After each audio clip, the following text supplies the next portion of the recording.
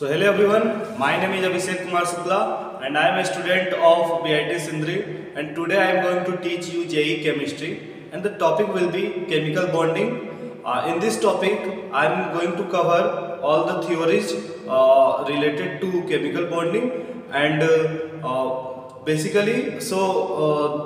question is that why chemical bonding, why an atom makes bond. So its answer is that in this universe everyone from living thing to non-living thing all needs to be stable. So for this purpose atom makes bond because it wants to be stable. And how it will be stable, we will see in this in the octet rule. So first of all I am going to tell you the octet rule. तो octet rule को समझने से पहले हम लोग Levi's dot structure समझते हैं एक एटम का। तो लेविस डॉट स्ट्रक्चर अगर हम ऑक्सीजन का बनाना चाहें तो ऑक्सीजन में टोटल 8 इलेक्ट्रॉन होते हैं। तो उसका अगर हम लोग इलेक्ट्रॉनिक कन्फिग्रेशन बनाना चाहें तो वो आएगा 1s2 2s2 2p4। तो हम लोग देख सकते हैं कि जो इसका वैलेंस बॉन्ड में है, लास्ट बॉन्ड में जो लास्ट सेल में वैलेंस सेल में जितने इलेक्ट्रॉन है वो टोटल 6 इलेक्ट्रॉन है। वैलेंस सेल में ऑक्सीजन का टोटल 6 इलेक्ट्रॉन है।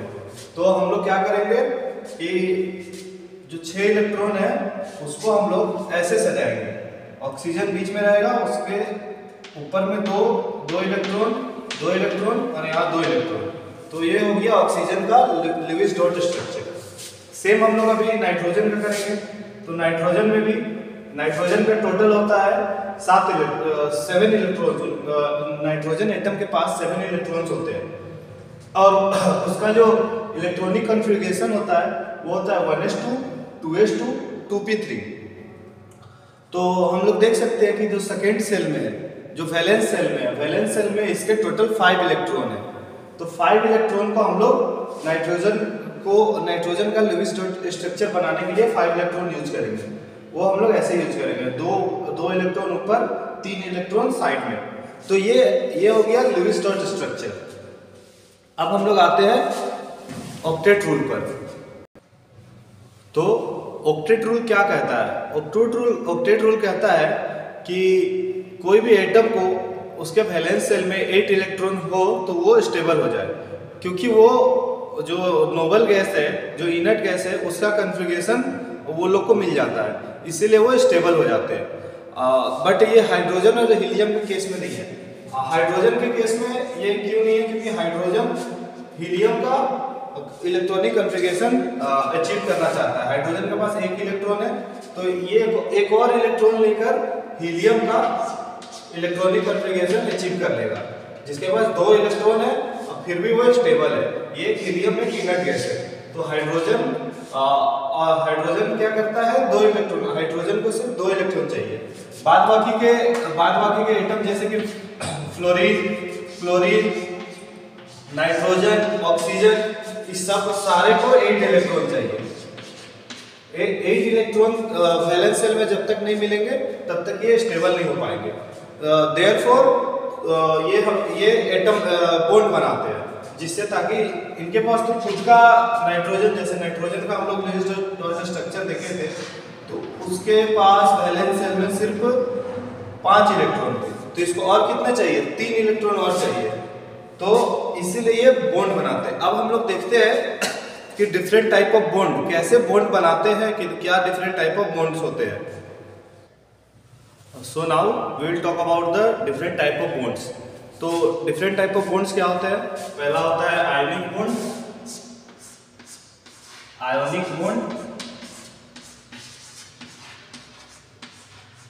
दूसरा होता है कोवेलेंट बॉन्ड,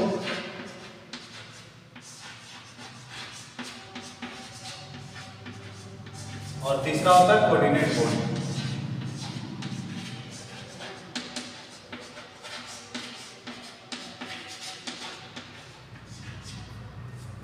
तो इन तीनों में डिफरेंस क्या है? तो आयनिक बॉन्ड होता है। आयनिक बॉन्ड कब बनता है? आयनिक बॉन्ड बनता है जब 2 एटम्स ट्रांसफर करते हैं इलेक्ट्रॉन, जैसे कि एक मेटल और एक नॉन मेटल, एक मेटल अगर डोनेट कर रहा है इलेक्ट्रॉन नॉन मेटल को, तो वो दोनों मिलाकर एक बॉन्ड बनाते हैं। इसका एग्जांपल है हमारे पास Na सोडियम मेटल और क्लोरीन नॉन मेटल। तो सोडियम के पास क्या है, सोडियम के पास एक इलेक्ट्रॉन ज्यादा है, सोडियम के पास एक इलेक्ट्रॉन ज्यादा है और क्लोरीन के पास एक इलेक्ट्रॉन कम है। तो ये क्या करते हैं, एक तरह से ये लोग आदान प्रदान करते हैं, मतलब ये जो सोडियम है वो एक इलेक्ट्रॉन दे देगा क्लोरीन को, और इसी तरह ये भी स्टेबिलिटी अचीव कर लेगा और क्लोरीन भी स्टेबिलिटी अचीव कर लेगा। तो अगर सोडियम अगर एक इलेक्ट्रॉन इधर दे रहा है तो सोडियम प्लस और Cl में एक इलेक्ट्रॉन बढ़ जा रहा है तो Cl माइनस, तो इसी तरह ये बना देंगे NaCl। तो ये एक आयनिक बॉन्ड से बना हुआ मॉलिक्यूल है, ठीक है। तो इसमें क्या हो रहा है, इसमें हो रहा है transfer of electrons, transfer of electrons.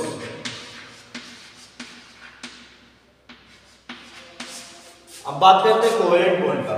Covalent bond में जो हमारा जो एटम्स होते हैं वो नॉन मेटल्स होते हैं, और वो क्या करते हैं, एक दूसरे को शेयर करके बॉन्ड बनाते हैं। तो इसमें ट्रांसफर ऑफ इलेक्ट्रॉन्स नहीं होता है, इसमें शेयरिंग ऑफ इलेक्ट्रॉन्स होता है, दोनों अपने इलेक्ट्रॉन्स को शेयर कर लेते हैं।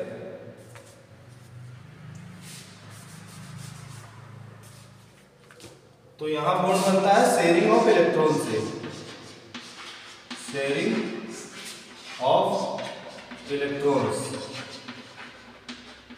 देखते हैं इसका कैसे। इसमें हम लोग देखेंगे कि हाइड्रोजन और क्लोरीन, तो हाइड्रोजन का हम लोग को पता है लेविस डॉट स्ट्रक्चर ऐसे है, एक इलेक्ट्रॉन है इसके पास।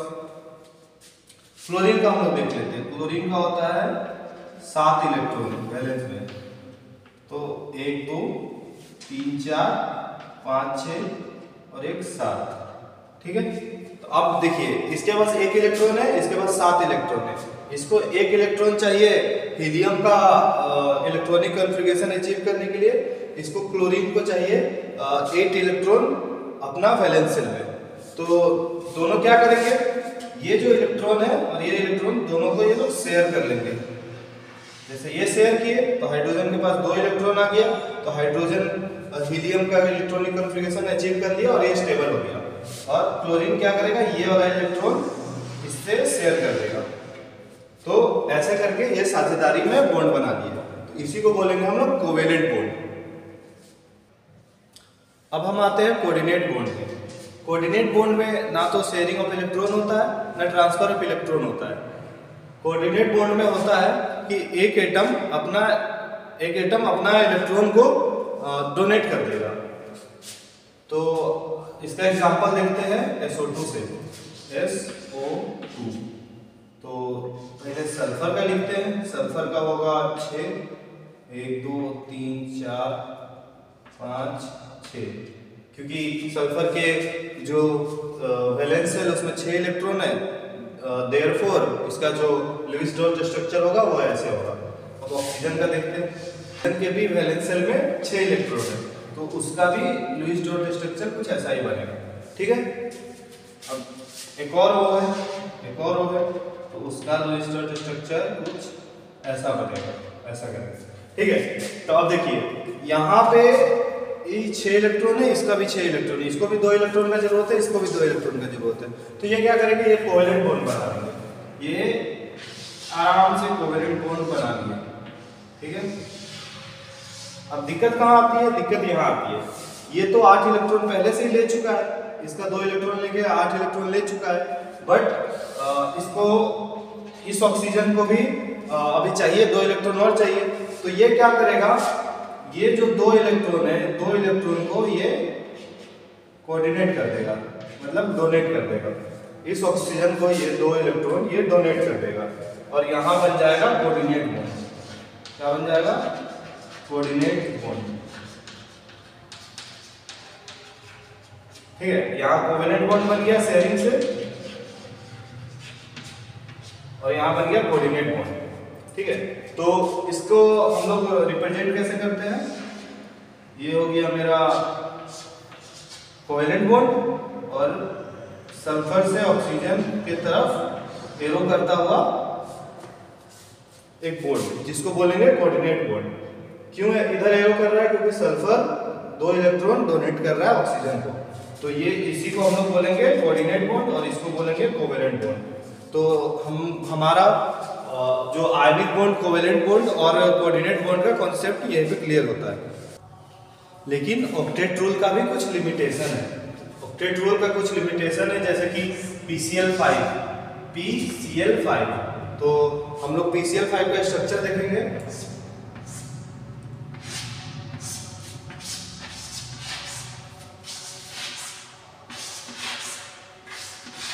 ये है PCl5 का स्ट्रक्चर। तो इसमें देख सकते हैं आप कि 5 बॉन्ड है और हर एक बॉन्ड के पास 2 इलेक्ट्रॉन। एक बॉन्ड मतलब 2 इलेक्ट्रॉन, तो 5 बॉन्ड मतलब 10 इलेक्ट्रॉन। तो एक तरह से बोला जाए तो यहाँ पे 10 इलेक्ट्रॉन है। तो अगर हम लोग ऑक्टेट रूल माने तो ये तो अनस्टेबल होना चाहिए, क्योंकि 8 इलेक्ट्रॉन ही होना चाहिए। इसके जो वैलेंस सेल में इसके 8 इलेक्ट्रॉन ही होना चाहिए, बट यहाँ पे 10 इलेक्ट्रॉन है। तो यहाँ पे ऑक्टेट रूल हमारा फॉलो नहीं होता। तो यही इसी लिमिटेशन के कारण हम लोग न्यू थ्योरीज निकाले। वो न्यू थ्योरीज हमारा, तो वो न्यू थ्योरीज क्या क्या है? वेस्पर थ्योरी,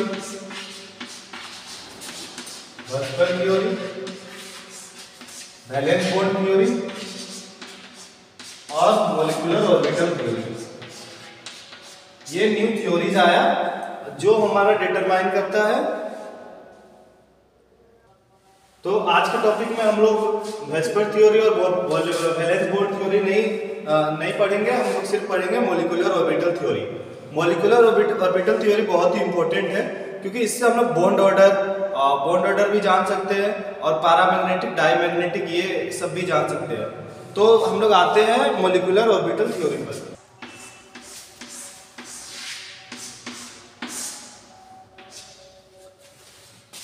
तो मॉलिक्यूलर ऑर्बिटल थ्योरी होता क्या है?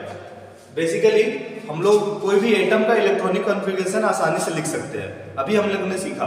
बट हम लोग कोई भी मॉलिक्यूल का और इलेक्ट्रॉनिक कॉन्फ़िगरेशन कैसे लिखें? जैसे हमको N का लिखना है तो हम लोग आसानी से लिख देंगे 1s2 2s2 2p3। ये मेरा नाइट्रोजन का इलेक्ट्रॉनिक कॉन्फ़िगरेशन है। बट हमको बोला जाएगा N2 का लिखिएगा। अब N2 का हम लोग इलेक्ट्रॉनिक कॉन्फ़िगरेशन कैसे लिखेंगे, तो उसका हम लोग अभी देखते हैं। तो हमारा मॉलिक्यूल का अगर हम लोग को इलेक्ट्रॉनिक कॉन्फ़िगरेशन लिखना है तो हम लोग को पहले मॉलिक्यूल का ऑर्बिटल बनाना पड़ेगा। तो मॉलिक्यूल का ऑर्बिटल बनाने के लिए हम लोग पहले दोनों तरफ एक एक नाइट्रोजन ले लेंगे, एक एक नाइट्रोजन दोनों तरफ ले लेंगे और दोनों नाइट्रोजन का हम लोग ऑर्बिट्स बनाएंगे। तो नाइट्रोजन के पास क्या है इलेक्ट्रॉनिक कॉन्फ़िगरेशन में? 1s2 2s2 2p3। तो जो लास्ट के वैलेंस सेल में है, वैलेंस सेल में क्या है? 2s है और 2p है। 2s में 2 इलेक्ट्रॉन और 2p में 3 इलेक्ट्रॉन। तो हमारे पास क्या है? 2s और 2p। ठीक है, तो हम लोग टोटल हमारे पास 1s 2s और 2p है। तो एक बना दिए ऑर्बिट 1s का, एक ऑर्बिट बना दिए हम लोग ने 2s का और एक ऑर्बिट हमने बना दिया 2p का। ठीक है, तो 1s 2s और 2px 2py और ये बोल देंगे 2pz। ठीक है, इसमें हमारा 2 इलेक्ट्रॉन है, इसमें भी हमारा 2 इलेक्ट्रॉन है, इसमें हमारा एक इलेक्ट्रॉन है। ठीक है, इसी को हम लोग रेप्लिकेट करेंगे इधर, सेम टू सेम इधर भी उतारेंगे।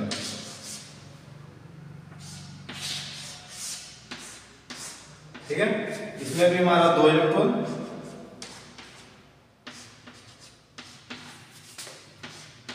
इसमें हमारा 3 इलेक्ट्रॉन, ये हो गया 2px 2py 2pz, ये हो गया हमारा 2s, ये मेरा हो गया 1s। ठीक है, 1s, तो 1s में 2 इलेक्ट्रॉन, 2s में 2 इलेक्ट्रॉन, इसमें एक एक एक, इसमें भी एक एक एक, ठीक है।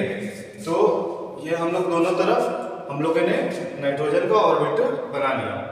अब हम लोग मॉलिक्यूल का ऑर्बिट कैसे बनाएंगे, तो इसमें ये दोनों को मिलाकर हम लोग एक नॉन बॉन्डिंग और एंटी बॉन्डिंग ऑर्बिटल और एक बॉन्डिंग ऑर्बिटल बनाएंगे, ठीक है।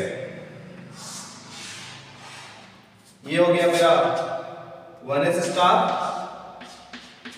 ये हो गया मेरा 1s, ठीक है। तो ये हो गया मेरा बॉन्डिंग ऑर्बिटल, तो ये मेरा है बॉन्डिंग ऑर्बिटल, बॉन्डिंग ऑर्बिटल, ये है मेरा एंटी बॉन्डिंग ऑर्बिटल। इसका मतलब क्या है, इसका मतलब ये है कि जो नाइट्रोजन का बॉन्ड बनाने, दो एटम के बीच में जो बॉन्ड बन रहा है, तो वो इलेक्ट्रॉन जो बॉन्डिंग में बॉन्डिंग में कुछ पार्टिसिपेट कर रहे हैं उसको हम लोग बॉन्डिंग ऑर्बिटल बोल रहे हैं, और जो नहीं पार्टिसिपेट कर रहे हैं उसको एंटी बॉन्डिंग इलेक्ट्रॉन्स बोल रहे हैं। तो ये 1s से हम लोग बॉन्डिंग ऑर्बिटल कर रहे हैं और 1s स्टार से एंटी बॉन्डिंग कर रहे हैं। सिर्फ हम लोग बनाएंगे 2s के लिए,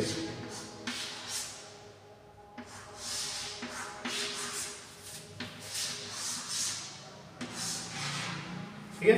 सिर्फ हम लोग 2s यहाँ लिखेंगे या 2s स्टार लिखेंगे, ठीक है। अब हम लोग बनाएंगे 2p के लिए।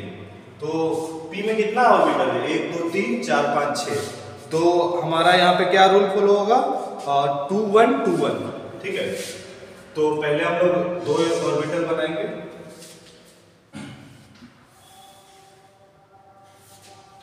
पहले हम लोग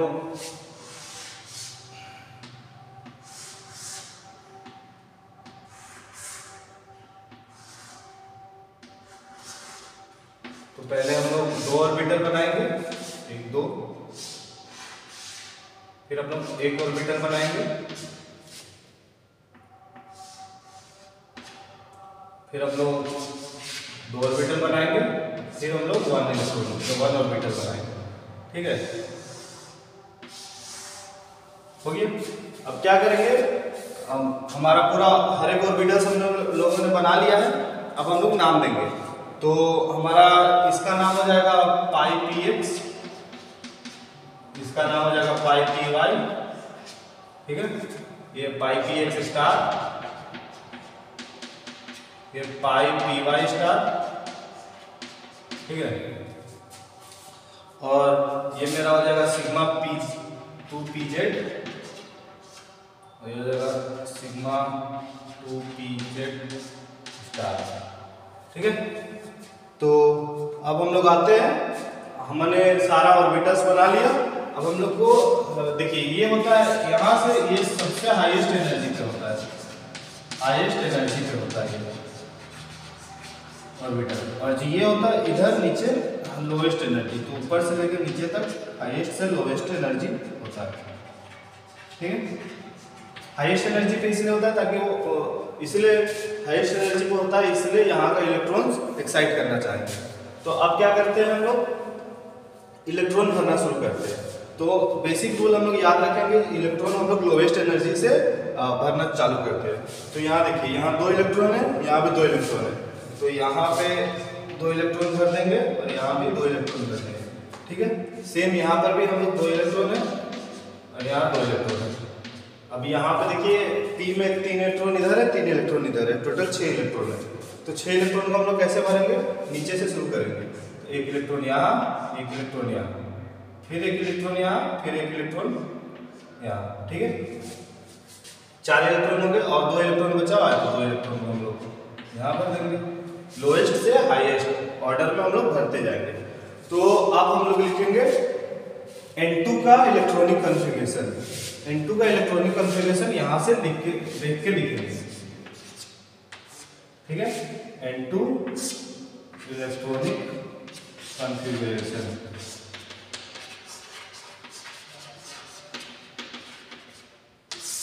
तो नीचे से देख के लिखते हैं।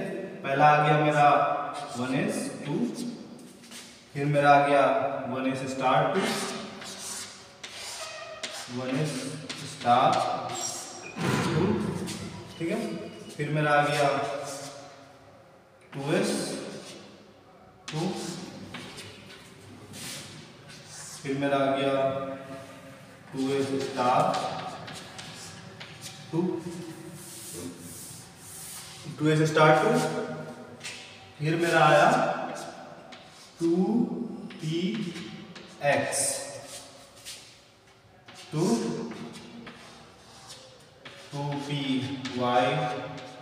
2, फिर मेरा आ गया सिग्मा 2pz, सिग्मा 2pz 2। तो ये मेरा हो गया नाइट्रोजन का N2 का इलेक्ट्रॉनिक कॉन्फ़िगरेशन। ठीक है, अब इससे हम लोग ये भी पता लगा सकते हैं, तो हम लोग इसको इरेज करके लास्ट वाले सेल को रहने देते हैं, जिससे हम लोग का पैरामैग्नेटिक और डायमैग्नेटिक का डिटर्मिनेशन होगा कि जो मेरा मॉलिक्यूल है वो पैरामैग्नेटिक है या डायमैग्नेटिक है। तो इसको डिटरमाइन करने के लिए बहुत ही इजी ट्रिक है कि जो मेरा सबसे लास्ट वाला जिसमें हम लोग इलेक्ट्रॉन फिल किए हैं ऑर्बिट, वो अगर अनपेयर्ड है तो वो हो जाएगा पैरामैग्नेटिक, अगर पेयर्ड है तो हो जाएगा डायमैग्नेटिक। तो यहाँ हम लोग देख सकते हैं 2 इलेक्ट्रॉन है, पेयर्ड है, इसीलिए ये हो जाएगा डायमैग्नेटिक।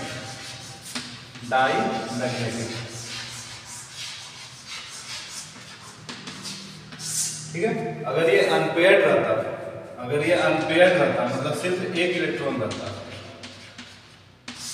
सही, इस मॉलिक्यूल को किसी भी ऑर्बिटल में अगर अनपेयर्ड इलेक्ट्रॉन है तो उसको हम लोग बोल देंगे पैरामैग्नेटिक।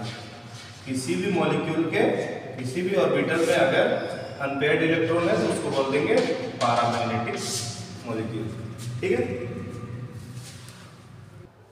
तो हमने सारे टॉपिक को कवर कर लिए, और आज इस वीडियो में हमने देखा केमिकल बॉन्डिंग और why atoms make bond and different type of bonds bonding, different type of bonds we have seen, and octet rule, when we reach the limitation of octet rule, new theories were given, and based on new theories we determine the molecule orbitals, and from the molecular orbital theory we also determined the paramagnetic and diamagnetic. So that's all for today.